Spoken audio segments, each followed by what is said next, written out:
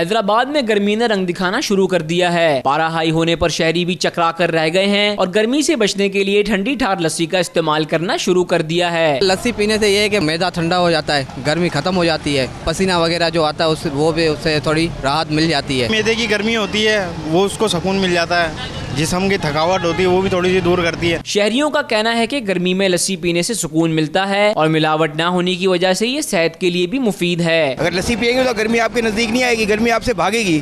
لسی بہت اچھی چیز ہے۔